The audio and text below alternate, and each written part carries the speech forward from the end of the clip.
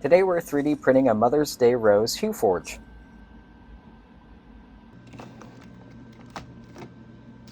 This print took an hour and 45 minutes and used around 22 grams total of PLA filament.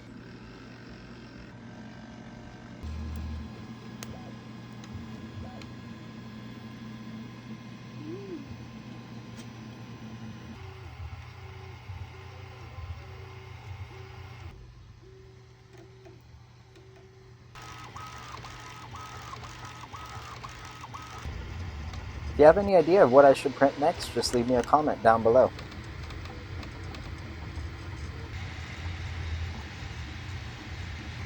If you like this video and want to support the channel, please leave me a like and think about subscribing. Thank you for watching.